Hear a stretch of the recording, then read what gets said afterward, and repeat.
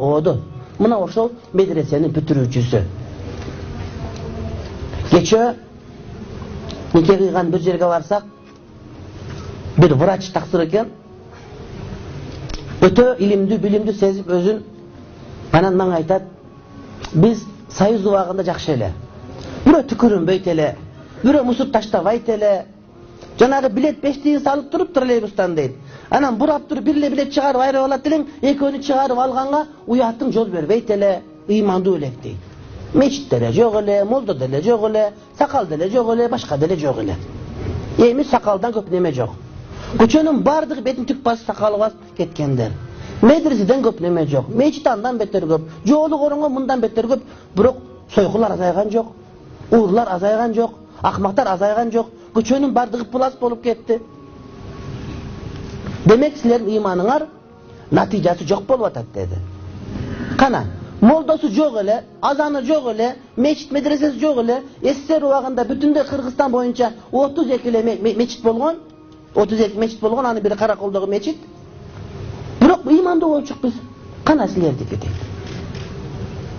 Ана мен айттым: "Тууганым, эгерде салат жегиң келсе, помидор эге турган болсоң, жаздын күнү келсин, анан ошол августка барып жейсин. Кышта жегиң келсе, парни эгип алып, ошондон жейсин теплица кылып алып туруп. Бирок 4 айда, 3 айда чүм берип баштайт. Буудай эксең 1 жылдык, ал мексең 5-6 жылда барып берет, карликтериң барып 3 жыл, 2 жылда берет, бирок аны тезде жок болуп калат. Ал эми адамды өстүрүп жеткирүү, адамды ыймандуу кылып тарбиялоо 5 жылдык, 10 жылдык иш эмес, балким бул 50 жылдык иш. Мына ошол сиз айтып аткан доордогу ыймандуу адамдар, силердин муунуңарга тарбия бергендер ыймандуу адамдар эле. Ошоло тарбиячы болчу. Ыймансыздык үйрөнгөнгө чейин ошол мусулмандын балдарынан, мусулмандардан тарбия алган мусулман журттун балдары эле.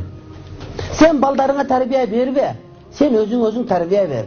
Анткени балдарың сен кааласаң, каалабасаң сенде болуп чоңоюшат деген. Сенга мусулманча тарбия берилген жок, бирок сен мусулманча ыйман менен тарбия алган Кадыреке, Сартеке, Мойтекелердин сөзүн угуп, ошолордун колуна суу куюп, ошолордун кешигин жеген адамдардан тарбия алгансың. Ошолорду көргөнсүң, ошондой. А биздин азыркы түкүрүп аткан, эртең менен чыгып кечинде ичин колтойтуп келип, үйдө никеси жок төрөп аткан, наркоман болуп барып бирөөнү союп өлтүрүп аткан, ким болосун десе мен рекет болом деп ошону сый көрүп мактанып аткан, ошонун бардыгы мына бизден тарбия алып атышат. Анткени биз ыймансыз болуп калдык. Биз ыймандууларды көрдүк, бирок өзүбүз ыймансыз болуп, туура эмес тарбия башкаларга берип атабыз. А бүгүнкү сакалжан деп аткан, бүгүн медресе ачып аткан, окуп аткандардын дагы салымын насип кылган болсо, 10 жылда, 15 жылда иншалла көрөбүз. Мына ошону биз баамдай албаганды сыртта отурган аналиттер баяндап атышат. Буларда өзгөрүү бар. Булардын жаштары мечиттерге барып атат. Булардын аялдары жолук салынып атат. Булар намаз окуп атат. Булар өздөрү мечит куруп, медресе куруп, ошонун шартын аракетин коюп атышат. Демек булар улут катары жоголуу